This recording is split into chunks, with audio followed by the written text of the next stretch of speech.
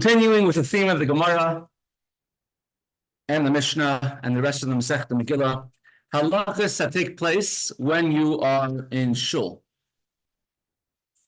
How do you have to act in a shul? So we've learned what the chazan has to be like. We learned how he shouldn't stutter. We learned about the Kohen, shouldn't have certain physical defects, which people will start making fun of the Kohen. Oh, look at that Kohen with that funny voice. Look at that Kohen who's a midget. As a matter of fact, there's even a Rishon which says that a Kohen who's a midget should not go up to do Birchas Kohanim if he's the only Kohen, because people will think that he's a child. But if he has a beard, it's not a problem. People will realize that he's grown up, that he's an adult.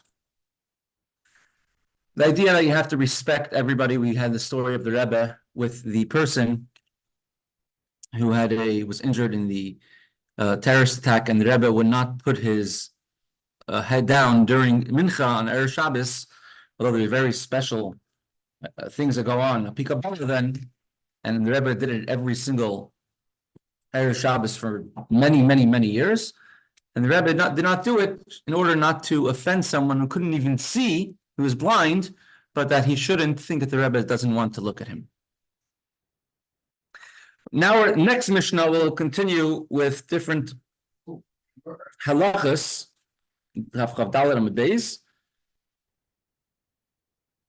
Somebody who tries being too much of a pleaser, doing too much, is a sign that something's wrong. The famous example is Esav. Esav used to go to his father, Yitzchok, and ask him, tell me, Tati, how do I give Meiser, how do I give a tenth off of salt and off of straw? And these are things which you don't have to give a tenth off to give a Meiser. You don't give the tenth to a Kohen or a Levi, because these are things which don't grow from the ground. Or straw grows from the ground, but it's not something that you eat. You don't have to give a tenth to Meiser, although there's explanations exactly what the question meant, according to Megillah and according to Chassidus, that he meant to say the salt gives taste to food. Do you give a tenth on the value or a tenth of the volume, etc.? If someone tries being too frum, you could say showing themselves to be too religious, too zealous, it could be an issue. If a person could feel like that, but if somebody shows themselves to be like that all the time, that could be an issue. And the Gemara and the Mishnah over here is worried that perhaps this person has a spirit of heresy inside of them. For example, in times of the Alter Rebbe, in times of Maggid Mezrich, the Maskilim, the Enlightenment, those who tried, introducing the Reform movement, they came in the beginning with a claim that you're not being religious enough, you're not being strict enough when you're saying the words, you're pronouncing the words of davening wrong. It took only one generation for them to finally decide, let's stop davening, because we're not saying the words right anyways, and let's make our own prayers. And from there was a downward spiral. So in a similar sense, anybody who thinks or shows themselves as being too extreme, too frum in a certain sense, you have to be worried maybe there's an issue. Ha'omer, says a Mishnah. This is 7 lines from the bottom of the page. Eini over lefnei teva b'tzavuin. White garments are very special. The Kohen Gadol on Yom Kippur were only white. White is pure. On Yom Kippur there was a red string that was tied to the horns of the goat that was pushed down the mountain for the Azazel, and it would turn white to show that your sins were forgiven. Many people, it's a custom on Shabbos, brought down from ancient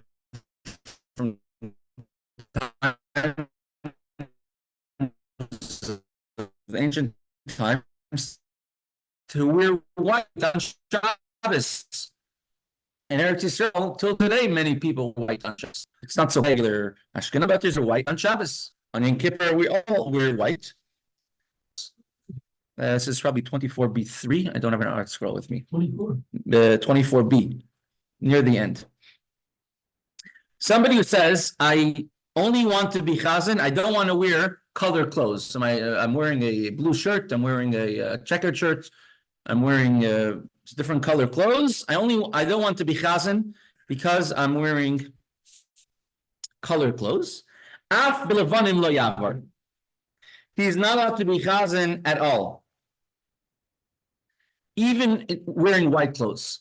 Again, it's today's a common thing. When I was growing up, at least in Chabad, it wasn't common that everyone wears, at least the yeshivas and people wear white shirts. It wasn't around when I was growing up, right? But someone says you're basing someone based on the color, their white shirt. That's an issue.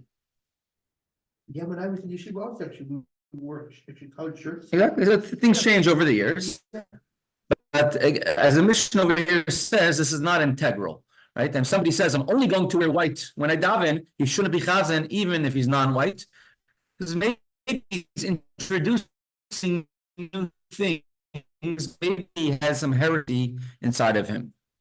This sandal, if somebody says, I'm not wearing shoes. Now back then in Eretz Yisrael and Israel and Bavel, it was very hot. And leather was very expensive. People get one pair maybe every few years. And shoes were very, were important, were precious. Now, in the Beis HaMikdash, in the Holy Temple, was actually the Kohanim were not allowed to wear anything on their feet. It was a mitzvah for their feet to be touching the stone floor. But somebody says, I don't want to wear, I don't want to be barefoot when I'm being chazan. I feel it's more respectful to wear shoes. So the Gemara says, Afi yachef lo yavar. You should not be chazan at all. Not when he's wearing shoes and not when they're barefoot.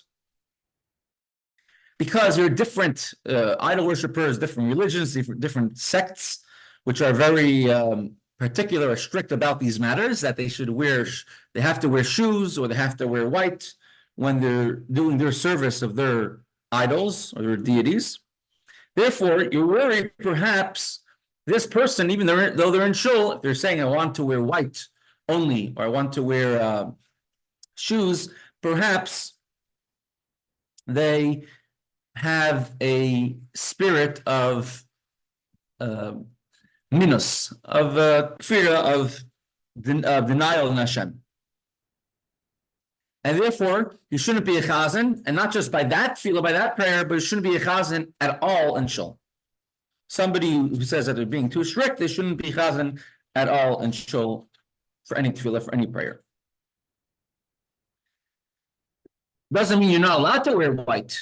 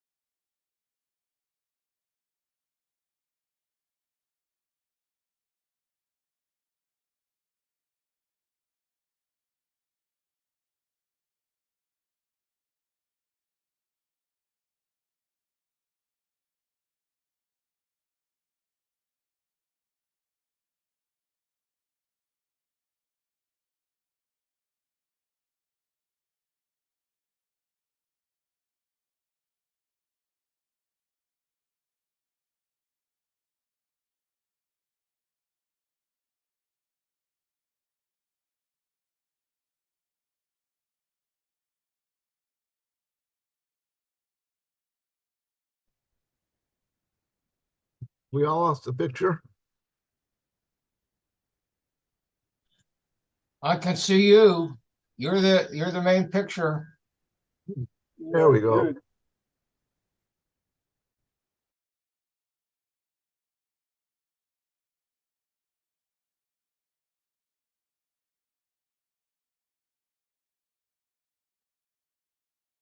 Rabbi, you're on mute. It's happening more often nowadays. I have to figure it out. Maybe You're on mute, he they said. were good.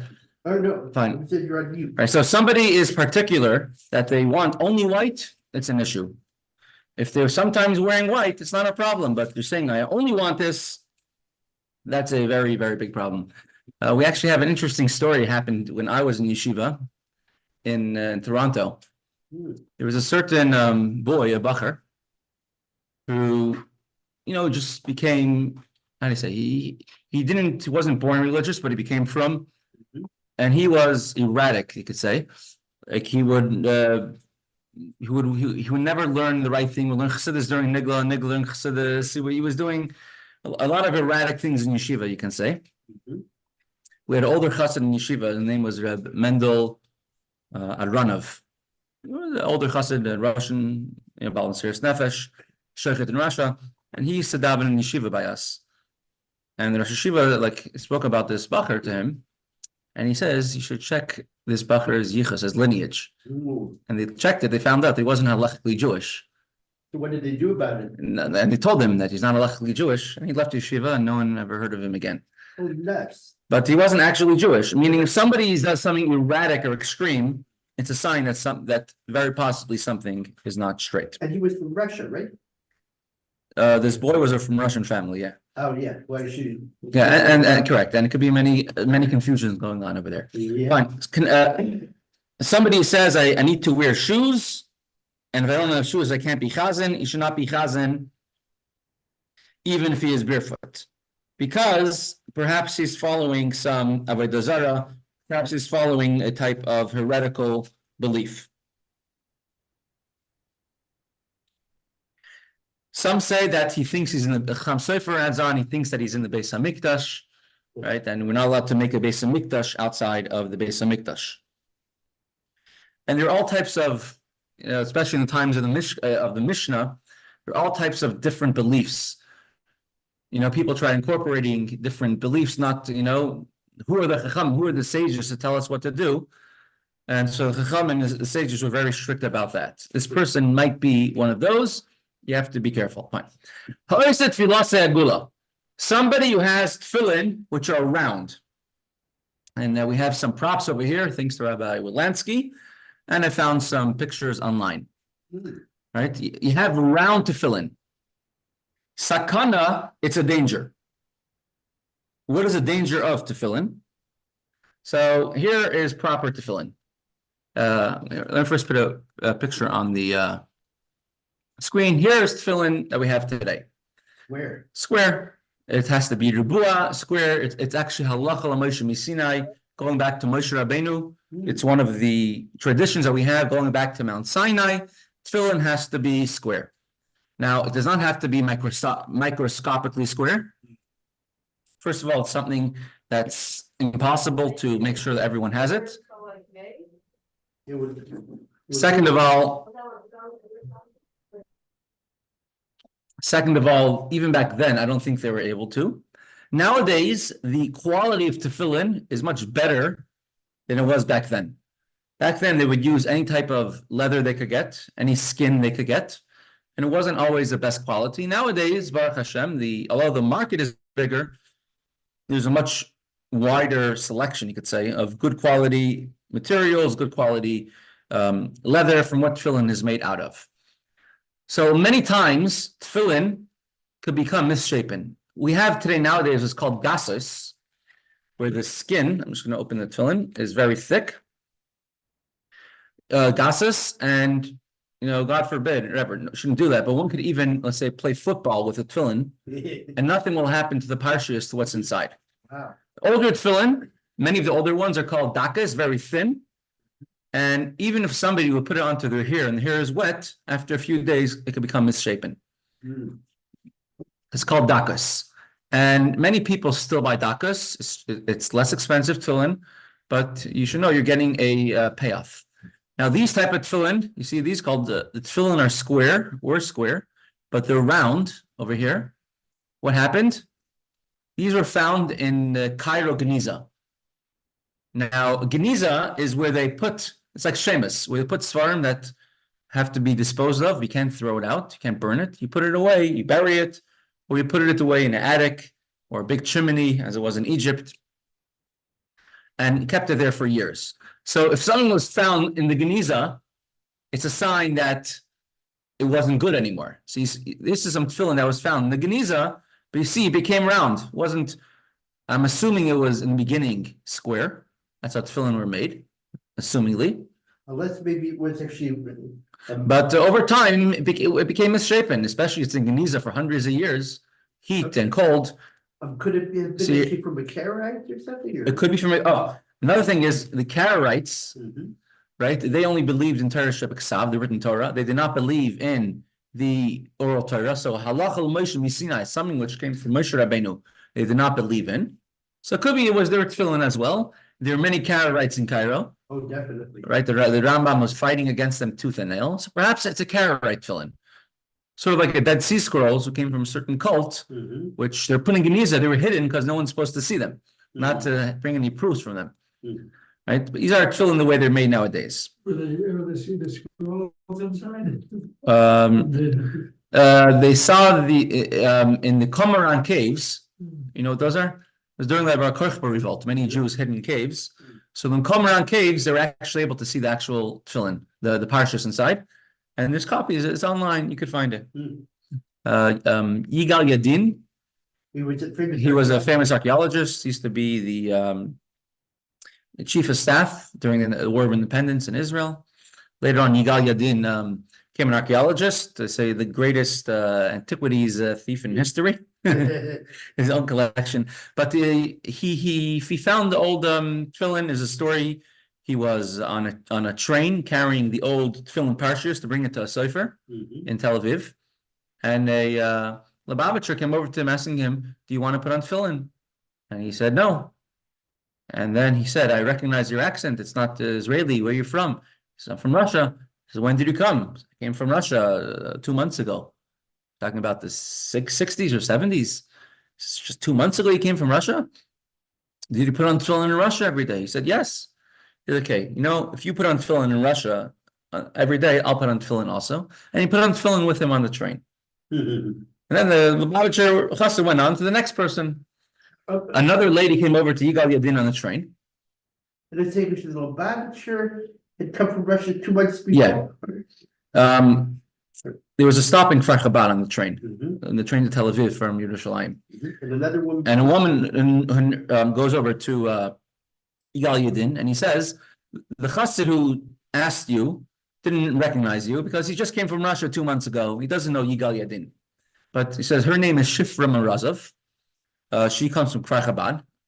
Her husband, Chabad chassid, he was killed in the Sinai desert in 1956.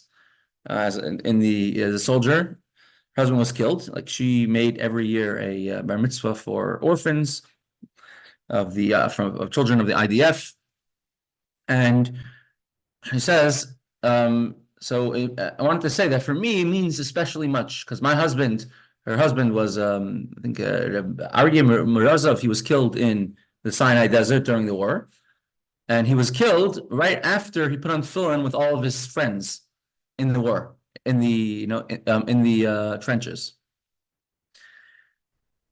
So Yigal Yadin says, I want to show you a surprise. He opened up his briefcase and he says, here are the original parshas of the Qumran tefillin, which were put on about 2,000 years ago. You know, these are original. I'm bringing them out to Tel Aviv to be scanned and to get checked, etc. And she showed him the tefillin. So tefillin are around for a very long time, but the quality of tefillin from back then wasn't like we have nowadays. The tefillin we have now is much stronger quality. So that is one type of round tefillin. Like this. But you see the bottom was square, and perhaps the top was square as well, it seems like. These are the tefillin found in the Geniza in Cairo. But tefillin in this type of shape, I don't know if you can really see. All right? Let's say it's tefillin like this. Cylindrical in shape. That could be a little issue. It's called sakana. It's danger. What is danger? Let's see what the Mishnah says. If tefillin are round like this, it's a danger. Is that round? Again? Okay. Yeah, round tefillin. The aim by mitzvah, and not just there's a danger, there's no mitzvah. Because tefillin which are flat, right? Like this, tefillin which are flat, I'm not going to take it out because I already put on tefillin this morning. If someone, God forbid, bangs their head with the tefillin on, it might hurt, but it's not going to penetrate their head. Tefillin which are round, people could have soft skin over there. You put on tefillin by your hairline. My hair is long, so I'm navelos. But you put on tefillin by your hairline over here. It could be between. It could be soft, and if a tefillin is round, and someone bangs it, it could go into their head, and that could be a danger. That's according to Rashi. According to Rabbi Tam, the danger is that since he's not putting on tefillin properly, tefillin won't protect him because tefillin are not being done properly. So agula, somebody whose tefillin are round shape, sakana, it's a danger. The ain ba mitzvah, and there's no mitzvah at all because it's a mitzvah to have square tefillin. And he does not fulfill his obligation. Tefillin, halacha l'moshe misinai, must be only round. And there's many different Gemaras here in Menachos which talk about this. It's talking also with cause and forehead. Right. Like on your forehead, right? Tefillin have to be right. It has to be above your hairline. If you're bald, it's where your hairline used to be. It should mine all day long, all morning. Correct. And if somebody actually would be never having, and here I don't know if there is such a condition. So I guess it would be where it would be if the person had hair. Correct. Nisana al mitzchay. If somebody, tefillin are supposed to go by your hairline. If somebody put it lower down on his forehead, not where it's supposed to be, but it's still, as the Torah says, bein einecha, so between your eyes. Or pas yadai, or if a person puts tefillin on their arm, on their hand, on their palm. Al yadecha. He said yadecha means your arm, and then we do some of the scraps on our finger, but nothing goes onto your palm. But if a person takes the Torah literally, and he says it should be between my eyes, so he wears a tefillin right there between his eyes, or he wears a tefillin on the palm of his hand. Harezu derech minus. This is a way of the heretics, those who do not believe the Torah Sheba'al Peh, the words of the Chachamim, the words of the sages, because the heretics, the Tzedukkim and the Karaites, they would take the Torah literally. They don't believe in the tradition we have from the Chachamim to listen to the sages, and therefore they would say that they would put it literally between their eyes, way down here. They put the tefillin on their arm, and we say ayadecha on your hand. What does it mean ayadecha? It means kineged halev, opposite your heart. So we put our tefillin over here, right, on your arm, right opposite your heart. They do it on their hand. Other things, yadcha, yadkeya, should be on your weaker arm, on your left hand, or if you're a lefty, on your right hand. They don't hold of these because these are all from the Chachamim, from the sages. So if somebody does one of these, it's a sign that they have heresy inside of them. Now, sipan bizahav. If somebody covered their tefillin in gold, I did the mitzvah properly. So there's no gold covered tefillin, but I did see some gold tefillin boxes. If you're interested in ordering, you can order some gold tefillin boxes. Tzipan bizav. If you covered your tefillin with gold, I want to honor the mitzvah with gold. Well, you're honoring the mitzvah by doing not what the Torah says to do. It's like saying, Dovi came home for Mr. Nadish came home for dinner tonight. He's very hungry. I decided to make him a beautiful steak out of gold. He's hungry. He can't eat it. So if you're not doing what the Torah says, it's not doing any mitzvah at all. Tzipa bezahav. If one covered the tefillin in gold, unisana al beis unkeli shalai, or someone takes a tefillin, instead of putting it on their hand, they're putting it on their garment, putting it directly on their sleeve. I don't know if you can see it there. Yeah, putting it on their sleeve. Harezu derech hachitzainim. This is the way of what's called the outsiders. It's not the meaning, not those who deny and scoff the Torah, but they're pretty close to it. So they call it the chitzainim, the outsiders. They're still putting on tefillin in the right spot, on their hand, on their arm next to their heart. So they do believe in the Chachamim, in the sages, but they say, I don't need a rabbi to tell me how to listen. Meaning, I can listen to the rabbis of the Shulchan of the Gemara or the Halachah Meshum Sinai, but how to interpret it, I could do it myself. I myself am a rabbi. It used to be a problem in the days of the Gemara. And therefore, I don't have to put it directly on my arm, on the actual skin. I could put it on my sleeve of my garment, of whatever I'm wearing. This is called the way of the Chitzoniim, the way of the outsiders, because they're not deniers, they're not heretics who don't believe in the Torah. But it has to be in a way of, it has to be listen to the Chachamim, to the sages and everything. Our Chachamim say, when we put on tefillin, we say the end of Parshas Bay, and we say Leman Tia Torah Hashem Befichas, as Rashi says. The Torah of Hashem should be in your mouth. What does it mean the Torah of Hashem should be in your mouth?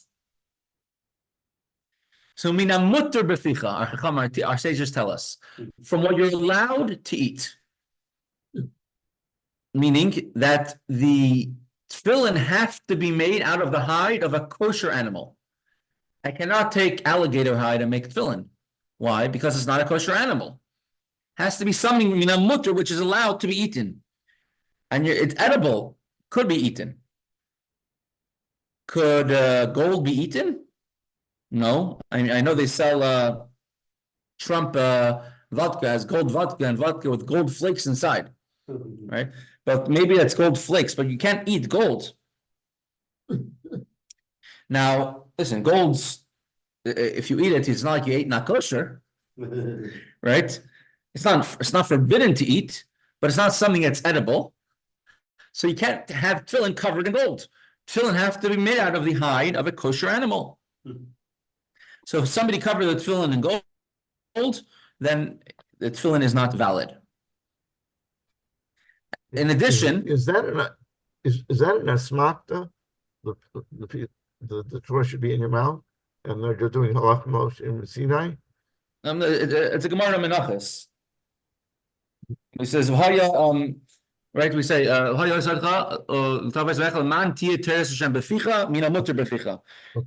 Menachos is the one who has all the halachas about putting on, about making tefillin and the size of tefillin. Okay.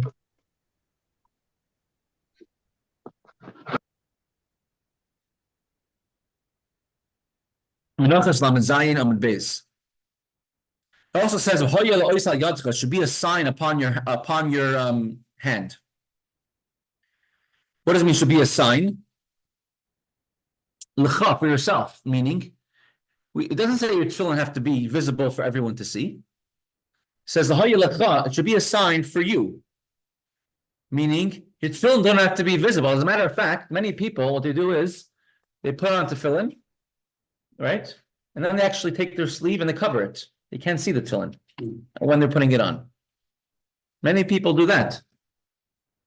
And they're basing it on the Gemara, which says that it should be for you a sign upon your hands, and not for anybody else. And nobody else has to see the tefillin but you. And therefore, you're not allowed to put tefillin on your arm on the outside sleeve. Again, now, obviously, if somebody has a cast, so if their place of their bicep is not covered by the cast, they should put on tefillin there, put the straps around the outside of the cast, and then do the hand, whatever they can. But if their entire arm, all the way up to their bicep, is covered in the cast, there's many places which say not to put on tefillin on top of the cast. because you're not putting it onto your arm. And although it says that if you could do it, you should put on tefillin without a bracha over there, without a blessing, because at least, there's opinions which say that it's not likuva, that after the fact, it's okay. If you put on tefillin on your sleeve on the outside, after the fact, it's okay. You should still do it without a bracha, but it's still a discussion if your one is even fulfilling the mitzvah, if it's on their clothes. So these things don't necessarily invalidate the mitzvah as much, meaning putting tefillin, if it's covered in gold, at the end of the day, you put on tefillin. And putting on tefillin on a sleeve, at the end of the day, was on his sleeve. But it's still a way of Zkainim, and you wouldn't make a bracha on such a way of doing it, but he has fulfilled his obligation. We have somebody who comes to Kollel Boker every single morning, which now he has a cast, and he puts on tefillin with us. And we asked the rabbi, and the rabbi said, you don't have to put on tefillin on his arm till he gets better.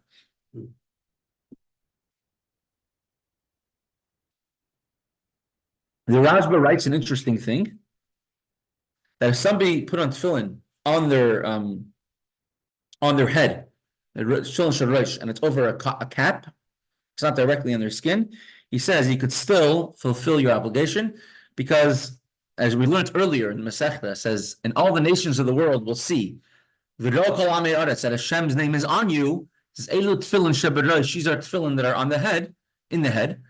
And as long as it's visible to the outside, he says it's okay.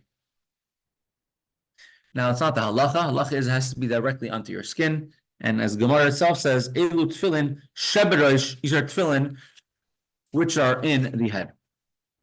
Gemara says, my taima, what is the reason that if somebody says, I only want to daven with white clothes, or I only want to daven while wearing shoes, they're not allowed to daven bichazan at all, even with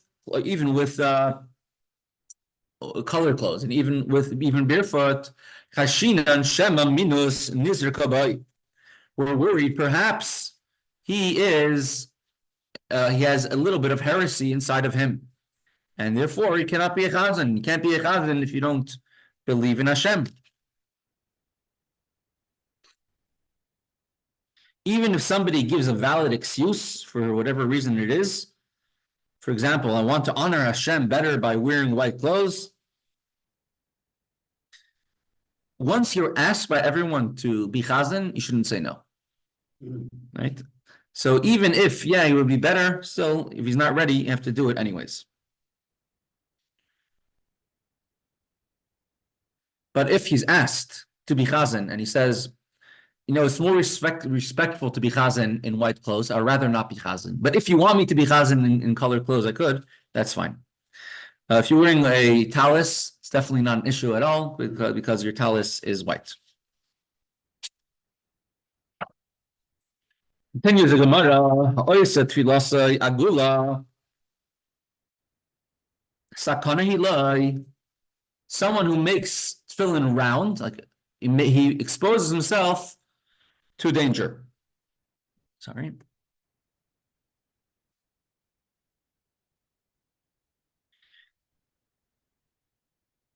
Which one I want to make a little perspective when we're talking about apikorsim, minim. People don't believe. You don't really have this thing nowadays.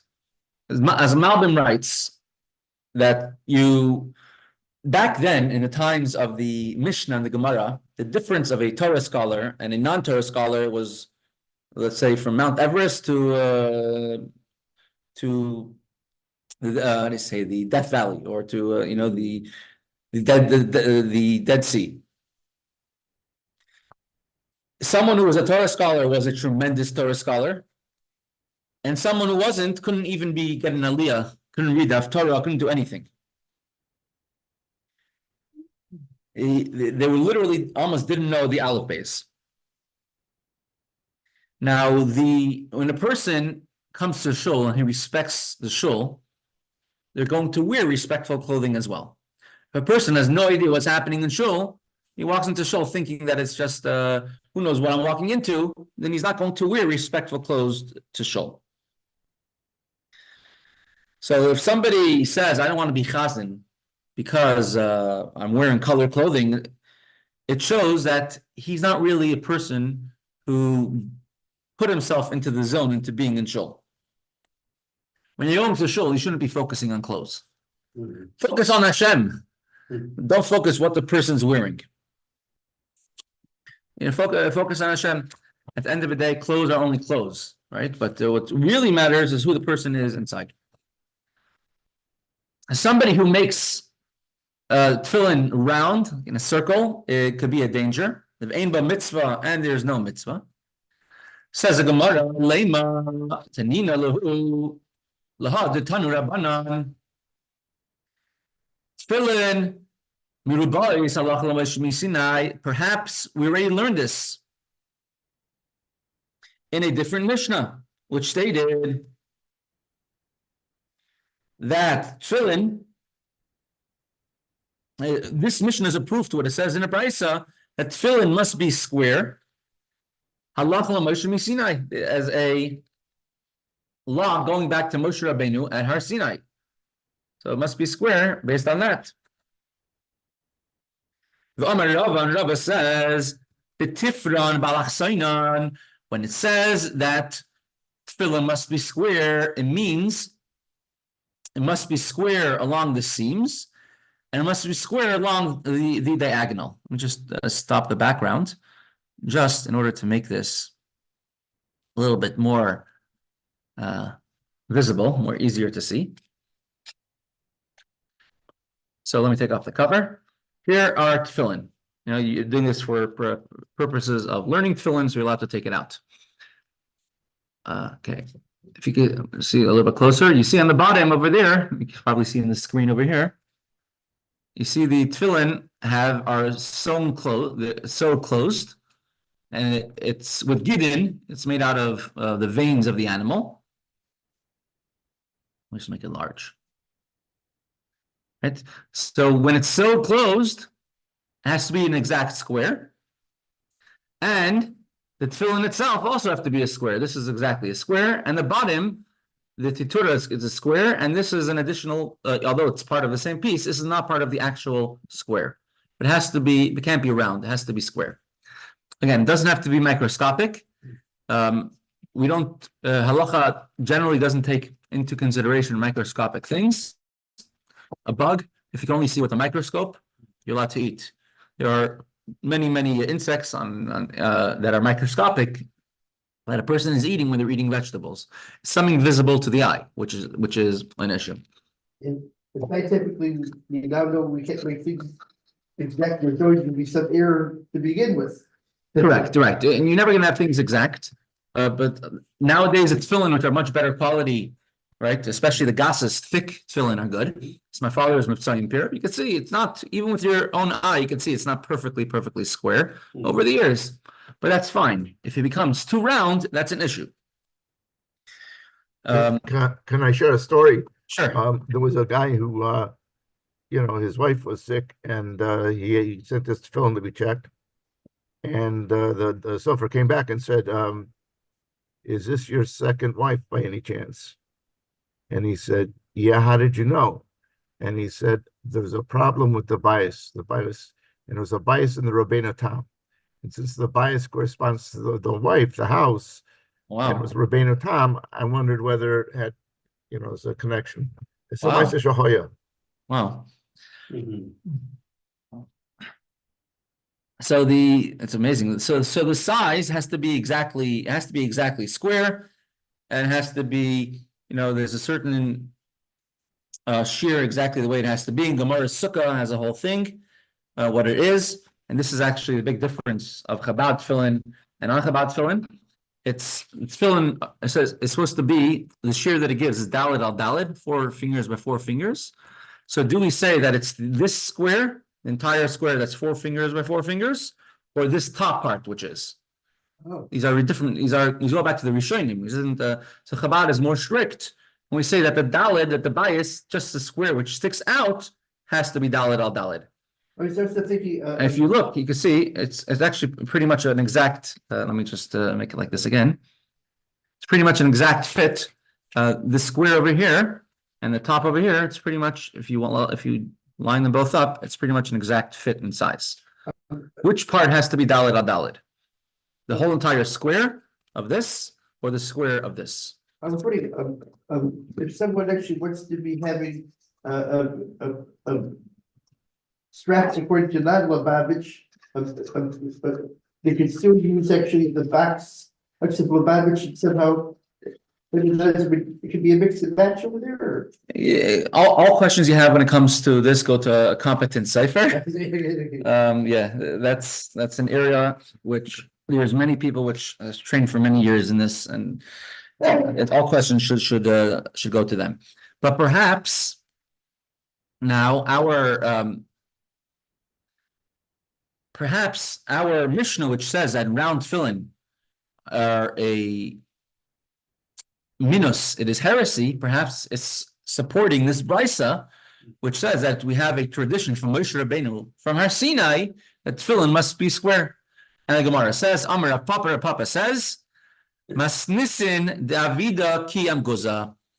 It is possible to understand our Mishnah referring to tefillin constructed round like a nut.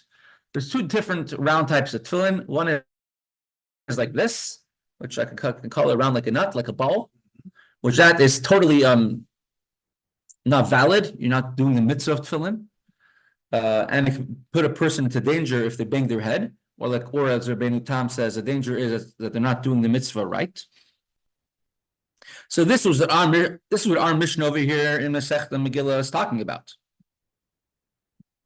But if it's not in this shape, let's say it's in a little bit of a different shape, maybe it would be kosher. Maybe if it's I don't really have a proper shape, but let's say it will be like a pancake. So this is flat over here, like an egg. Maybe it would be good, or a lentil bean, something which is I'm not sure. Let's say as phone, like some tefillin in this shape, maybe it would be fine, right? So the fact that maybe the only and therefore we need a tradition from Moshe Rabbeinu to tell us that tefillin have to be square with the both with the seams and in the diagonals. It must be perfectly square. And our Mishnah is just coming to add on one more thing. I guess we have 3 minutes left. We'll just do a little bit more of the halacha, which I touched upon very briefly. If someone puts their head tefillin, they're wearing a cap. I don't have any hats around here. If someone puts their head tefillin on top of their cap, could they have fulfilled the mitzvah?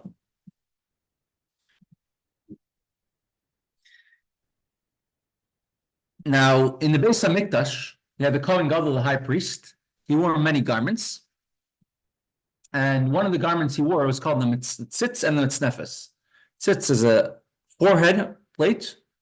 He had a mitznefes, a hat on top, and it was in a special shape in order that the tefillin should be in between. And the tefillin, well, he was wearing tefillin the entire time while serving in the Beis HaMikdash. He couldn't put the tefillin on top of his hat that he wore in the Beis HaMikdash. It had to be straight on his hair.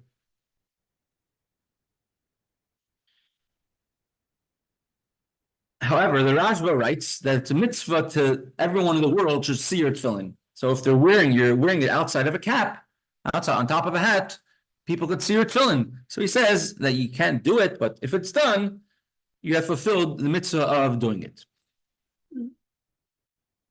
It happens to be on top of it there. He says Now he says, but the Rosh does not agree with him, and they ask many questions. One of them is from din of chatzitza. They're putting things in between. We said about the hand tefillin, it has to be on your skin, a sign for you. So what about the head tefillin? It's called chatzitza.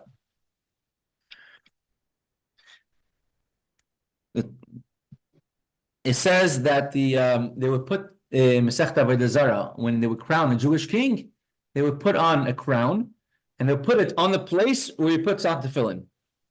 That's where the crown would be placed on his head. Question is, how could the king wear tefillin and a crown together? So he said that it was very mini tefillin, very small tefillin the king had. So therefore he was able to put on. Why can't he put tefillin straight onto the crown? That means you're not allowed to put tefillin on top of something else, on top of any headgear. And there's another proof that's brought. It says in the Yerushalmi, Rabbi Yochanan, I guess he lived in north in Galilee, where it gets cold in the winter. And he would be outdoors. And it says he wouldn't put on tefillin outdoors. They used to wear tefillin the entire day. That was, even today, some people who learn wear tefillin the entire day. We know our own Rebbe, used to wear talis and tefillin many hours during the day while learning. Never in public. But certain people wear talis and tefillin the whole day and learn. It says Rabbi Yochanan, when it was too cold, he would put on tefillin for the mitzvah, but then he would not put on tefillin again when going to learn, because it was too cold. Now, if you're allowed to put tefillin on top of a garment, let him put on a fur hat, and then put the tefillin on top, right? But from there you see also that you cannot wear your tefillin on top of something. So the halacha is that when it comes to wearing, you should not put on tefillin on top of anything else. If one did it, they should put on tefillin again without a bracha. Okay, it's important that the tefillin should be square, and that's whether square in this and square in this. It's very, very important that it should be squared. And if tefillin became non-square, there's a certain type of tefillin called shlil, which is made out of the skin of a sheep, which was in its mother's womb while the mother was pregnant, had a baby inside. So it's a special type of tefillin which is made because it's a skin of an animal of a pure sheep which never had any pleasures in this world. It's a special type of tefillin, and it's a very thin leather. The skin of the fetus? Skin of the fetus, yeah. Rabbi Altein's son, who's a sefer in New York, he's a very, very high sought after sefer. If you want tefillin for your son, if you're bar mitzvah that he writes, you have to ask him while your wife is pregnant. But one of his specialties is making tefillin of shlil, and one of the conditions that he makes a person is that if you go to mikvah, you can't daven for like half an hour after, because it's happened many times that people put on tefillin while their hair is still wet, and then the tefillin becomes misshapen. They have to bring it back to him, and he has to reshape a tefillin into a square. So if tefillin become non-square, you have to bring it to a sefer and to make it back into a square again. Fine. We'll pause over here. We're holding the Mishnah on the last line, not just the last line, last word of Dal Amud Beis. So with that,